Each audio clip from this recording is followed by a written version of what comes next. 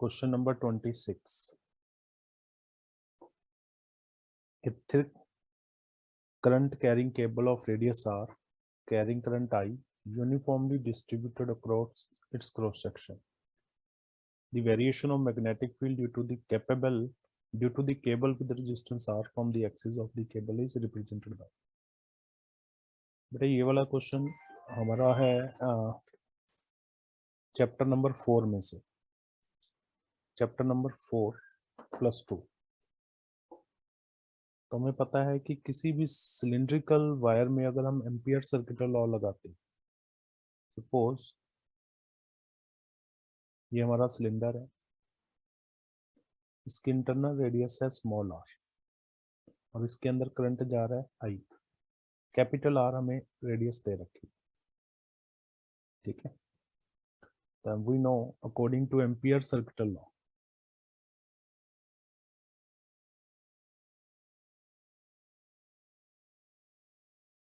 Ampere circuital law,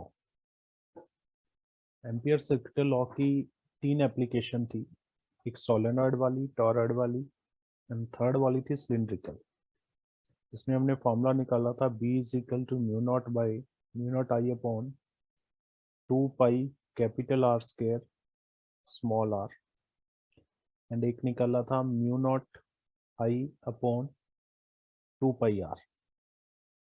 ये formula है if small R is less than R, मतलब inside का है जी, मैग्नेटिक फील्ड इनसाइड, ये मैग्नेटिक फील्ड है आउटसाइड।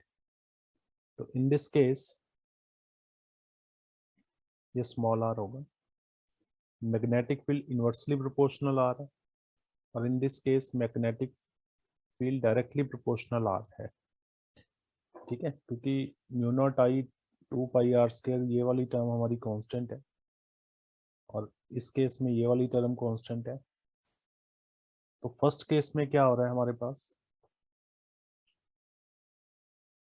फर्स्ट केस में हो रहा है कि जो पार्टिकल है उसकी मैग्नेटिक फील्ड इंक्रीज होनी चाहिए और उसके बाद डिक्रीज होनी चाहिए। हमारी जो ऑप्शन है उसके अंदर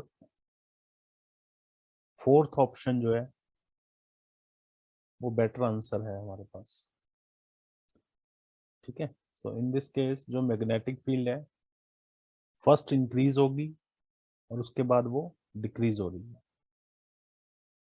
सो ऑप्शन नंबर 4 हमारा आंसर इसके अंदर आएगा, ऑप्शन नंबर 4, ठीक है बच्चों।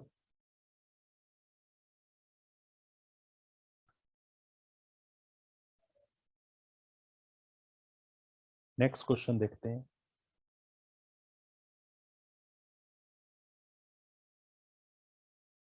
(27) A radioactive nucleus undergoes spontaneous decay in the sequence. ये एक हमारा डिके हो रहा है, ठीक है। तो हमें पॉसिबल वे बताना है कि X से B, फिर B से C और C से D बना है, तो इनमें से कौन सी सीक्वेंस होगी। बेटा पहले तो हमें ये देखना है कि बीटा नेगेटिव जब भी डिके होता है और बीटा पॉजिटिव डिके होता है, जो जो ऑप्शन में दे रखे हैं हमने सब ले लिए, अल्फा का ले लिया और अल्फा हो गया, बीटा पॉजिटिव, 3 दे रखे हैं। तो बीटा नेगेटिव में क्या होता है कि जो जेड है वो इंक्रीज हो जाता है जब भी बीटा डिके होगा ना नेगेटिव। तो मान लो ये जेड है, इसमें से बीटा डिके होगा तो Z+1 होना चाहिए। बीटा पॉजिटिव अगर होगा तो हमारा डिक्रीज हो जाता है एटॉमिक नंबर, और अगर अल्फा डिके होगा तो एटॉमिक नंबर में से 2 कम हो जाएगा, ठीक है।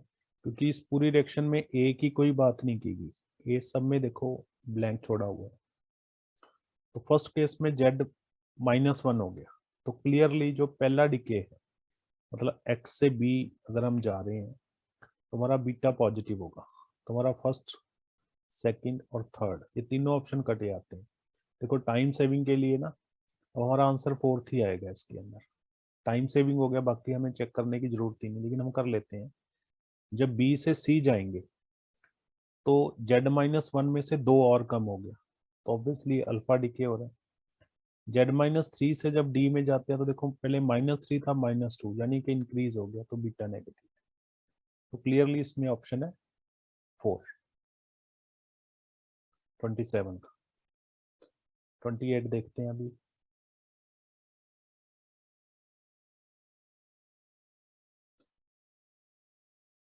Velocity of a small ball of mass m and density d when dropped in a container filled with glycerine become constant after some time.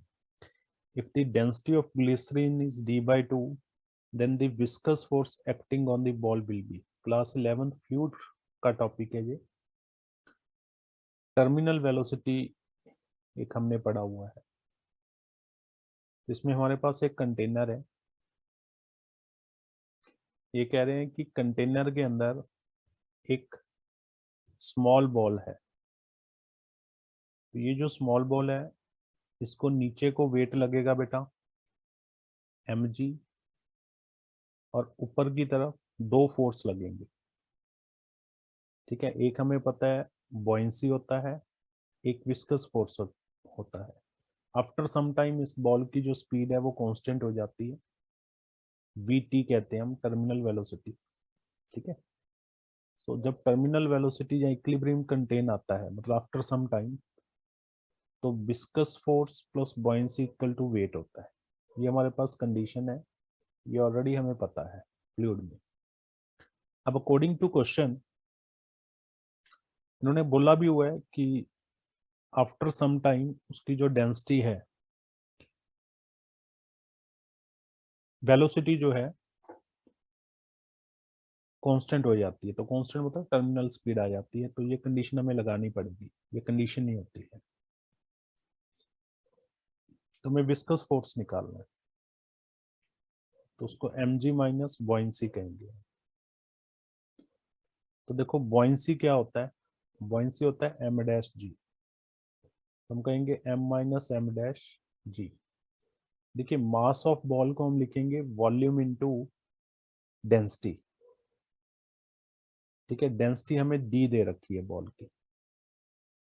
और दूसरे केस में अगर मैं m डैश की बात करूं तो वॉल्यूम तो हमें सेम लेना होता है, क्योंकि सेम बॉल की जगह पहले वाटर था, और जो ग्लिसरीन था, सॉरी, क्योंकि ग्लिसरीन हमारे पास है, तो ग्लिसरीन की डेंसिटी हमें दे रखी है d बाई 2। तो हम यहाँ से वॉल्यूम दोनों में सेम है, बाहर ले जाएंगे, d minus D by 2 into G. So V D G divide by 2, ये हमारा विस्कस फोर्स आ जाएगा। लेकिन यहाँ पे हमें ऐसा दे नहीं रखा, तो वॉल्यूम इंटू डेंसिटी को हमने m बोला था अभी, तो mg बाई 2, ऑप्शन नंबर 2 हमारा आंसर है। Question number 29।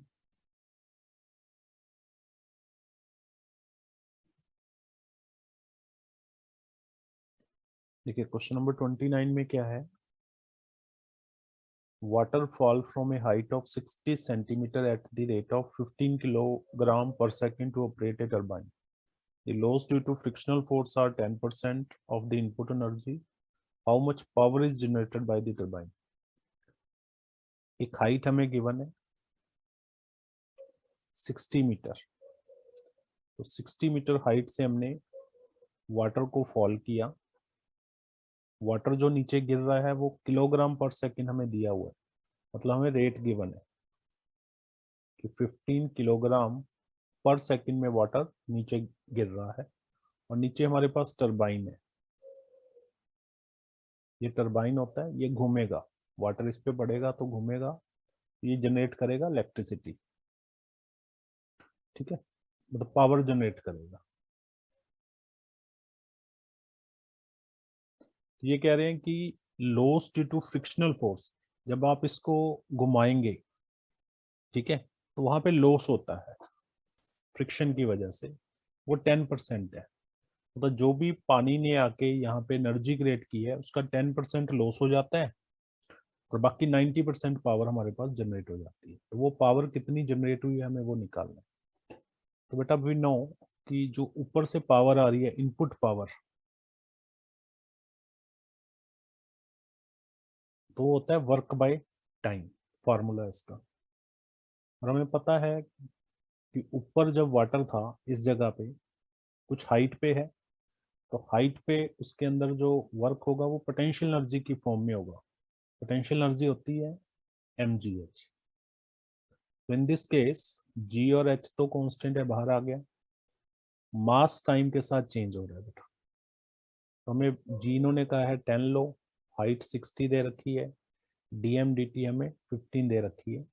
It mean total हमारा आंसर है, टोटल जो हमारी पावर जनरेट होनी चाहिए वो 9000 वाट होनी चाहिए।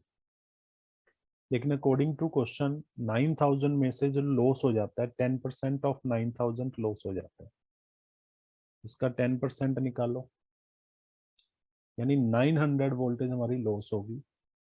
तो फिर टरबाइन ने कितनी पावर जनरेट की? 8100 watt. So we can write it 8.1 kilowatt hour. Option number 3 हमारा आंसर है। नेक्स्ट क्वेश्चन देखते हैं, क्वेश्चन नंबर 30।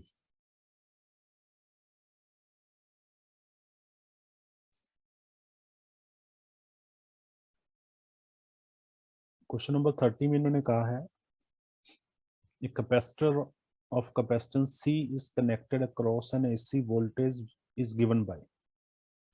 एक कैपेसिटर को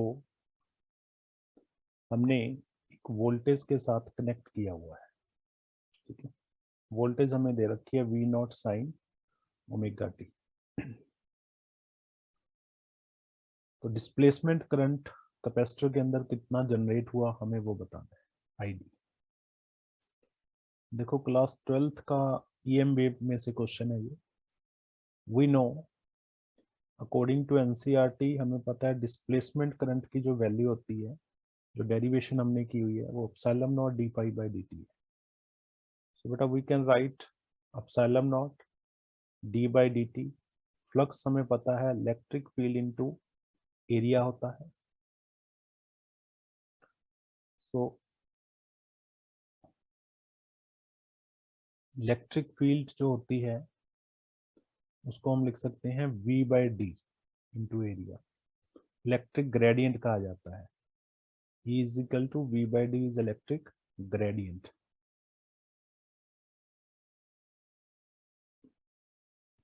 तो डिस्प्लेसमेंट करंट को हम क्या लिख सकते हैं?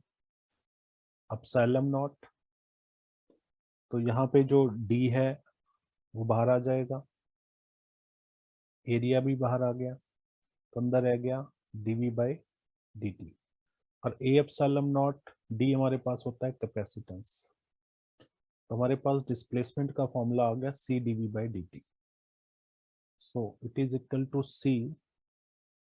अब वोल्टेज हमें गिवन है V naught sine omega T. Just derivative करना है बेटा, V नॉट बाहर आ जाएगा, ओमेगा बाहर आ गया, cos omega T after derivation.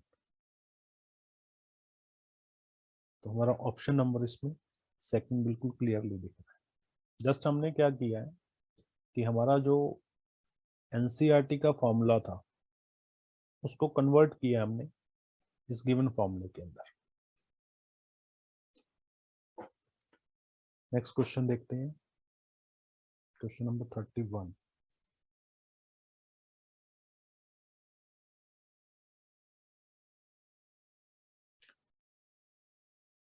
The number of photon per second on an average emitted by the source of monochromatic light of wavelength 600 nanometer when it deliver the power of this watt will be।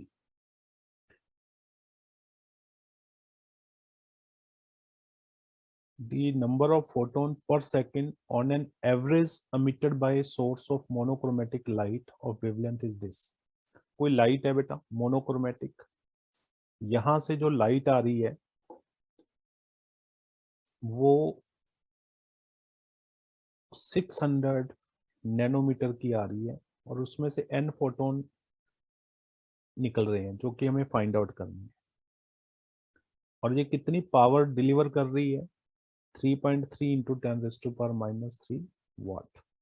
मतलब एक second में जो भी power generate हो रही है उसकी wavelength और पावर दे रखी है, हमें n फाइंड आउट करना है। तो पावर जो होती है बेटा, उसका फार्मूला हमें पता है, वर्क बाय टाइम होता है। तो वर्क को हम कह सकते हैं एनर्जी बाय टाइम। ठीक है, एनर्जी हमें पता है h न्यू होती है, पैकेट ऑफ एनर्जी फोटोन में, और n पैकेट निकल रहे हैं अपॉन टाइम t में। So we want to find number of photon per second. n by T हमें फाइंड आउट करना है, तो p अपॉन h न्यू हमारा फॉर्मूला बन जाता है। एंड न्यू को हम लिख सकते हैं c बाई लेमडा। पावर हमें दे रखी है 3.3 10⁻³ वेवलेंथ हमें 600 नैनोमीटर दी हुई है, तो उसको हमने मीटर में कन्वर्ट किया।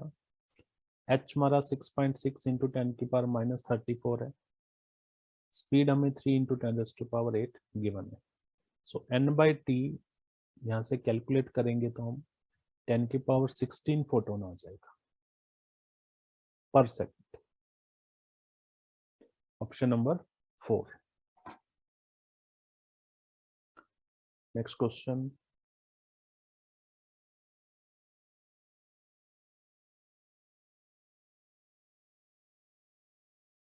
थर्टी टू देखिए।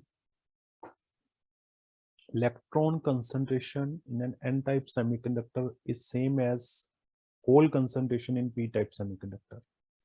An external field is applied across each of them. Compare the current in them. देखो, ये कह रहे हैं कि किसी भी सेमीकंडक्टर में जितने नंबर ऑफ इलेक्ट्रॉन है उतने नंबर ऑफ होल। ठीक है, तो इनमें चारों में क्या पॉसिबिलिटी बनेगी? तो टेक्निकली तो हमें यही लगता है कि इलेक्ट्रॉन और होल का चार्ज सेम होता है, तो करंट सेम होना चाहिए। तो ये हमारी कॉमन मिस्टेक है। हम यहाँ पे जो आंसर देके आते हैं, मोस्टली हम जो आंसर देते हैं यहाँ पे, वो आंसर देते हैं सेकंड, लेकिन यहाँ पे सेकंड ऑप्शन नहीं आएगा। देखिए बेटा, हमने chapter 3 current electricity class 12th में एक इक्वेशन पढ़ी हुई है, I is equal to NEA VD, और NEA VD जो होता है ड्रिफ्ट वेलोसिटी, इसको मोबिलिटी की फॉर्म में हम ऐसे लिख सकते हैं, बिकॉज मोबिलिटी जो होती है वो drift velocity by electric field है एनसीईआरटी के अकॉर्डिंग। तो इस फॉर्मूले में अगर मैं इलेक्ट्रॉन की बात करूं, तो n number of electron, e charge area, ये mobility of electron e, e A small e n electron के लिए सेम है। होल के लिए भी यही होता है कि जितने नंबर ऑफ होल है, चार्ज भी सेम है, एरिया भी सेम है। होल की mobility mu H, electric field E, दोनों को डिवाइड कर देते हैं बेटा। तो electron upon hole is equal to mobility of electron upon hole. बस यहाँ पे एक चीज याद रखनी है आपको कि mobility of electron greater than होती है होल से, तो इसीलिए ये ग्रेटर देन 1 आ जाएगा। तो hence electron by hole also greater than 1। तो इलेक्ट्रॉनिक करंट जो होगा होल से ज्यादा होता है। तो ऑप्शन नंबर 4। सेमीकंडक्टर के केस के अंदर मोबिलिटी की वजह से इलेक्ट्रॉन की मोबिलिटी ज्यादा है, so that's why electronic current ज्यादा होगा। ठीक है बच्चों, थर्ड देखो 33। effective resistance of a parallel connection that consists of 4 wire of equal length, equal area and same material is 0.25 ohm. What will be the effective resistance if they are connected in series? तो बेटा ये बहुत clear है कि अगर 4 resistance है equal, वो parallel में है, तो उनका इक्विवेलेंट कैपेसिटेंस इतना होता है। so we can write it 4 by r। तो r की वैल्यू आ जाएगी rp by 4, और rp इन्होंने दिया हुआ है 0.25 divide by 4, so we get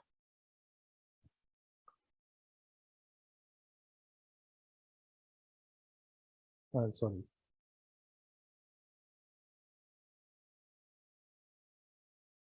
in this case 1/rp हमें दिया हुआ है 1.25, सो 4/r, so in this case r is equal to 1 ohm. Each resistance जो है आपके पास 1 ओम का है, और अगर इनको आप सीरीज में लगाते हो चारों को, तो सीरीज में r plus r plus r, that mean 4 ohm. Clear answer. देखो नीट में क्वेश्चन आया हुआ है, इतना easy. Question number 34.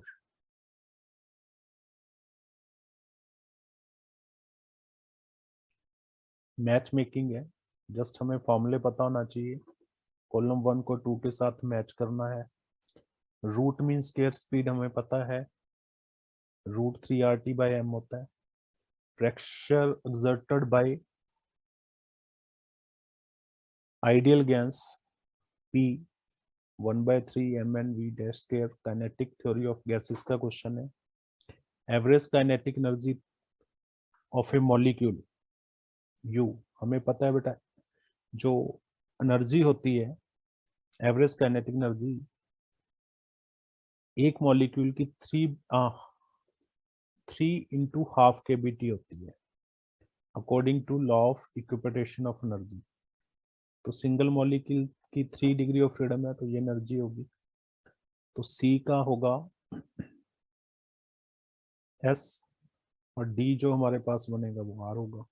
Total internal energy 1 मोल डायटोमिक की 5/2 R है. ठीक है, तो इसका ये देखेंगे ऑप्शन क्या क्या है. हमारे पास ऑप्शन है ए का Q 3rd और 4th में आना चाहिए. तो हमारा जो आंसर आएगा इस केस के अंदर, जो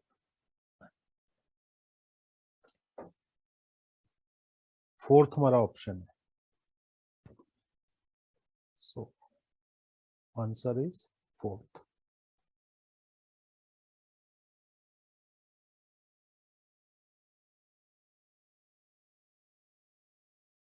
ठीक है बच्चों, जस्ट फॉर्मूला अगर हमें याद है तो हम कर सकते हैं. नेक्स्ट क्वेश्चन देखो 35.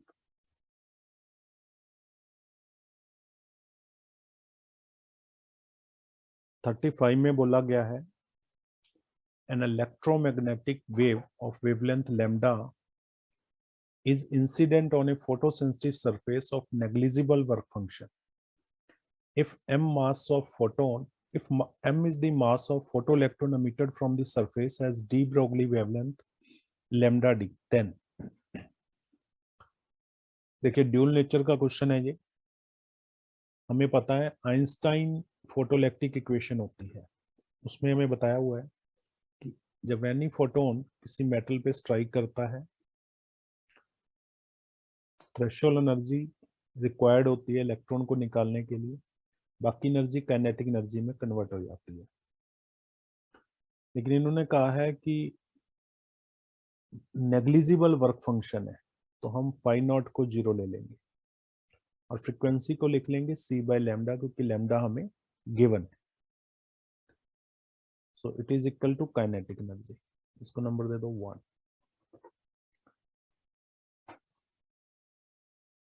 अब जो इलेक्ट्रॉन निकल रहा है उसकी wavelength according to de Broglie क्या होगी. According to de Broglie, electron की जो वेवलेंथ होगी डी ब्रोगली फॉर्मूला के अकॉर्डिंग h/p होती है. p मतलब मोमेंटम. मोमेंटम को हम लिख सकते हैं 2m काइनेटिक एनर्जी. और काइनेटिक एनर्जी ऑफ इलेक्ट्रॉन जो है हमने फर्स्ट में निकाल दी है. कितनी है बेटा वो 2m इंटू hc/λ. तो अगर मैं दोनों को तरफ स्केयर कर दूं तो lambda square d is equal to h² / 2m/hc. नीचे लैम्डा ऊपर चला गया, so from here lambda equal to 2m/hc upon h² lambda square d. ये हमारा form. Option number 4।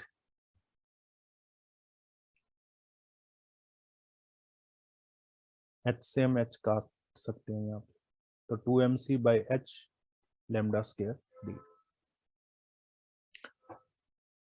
Next question देखते हैं बेटा अभी।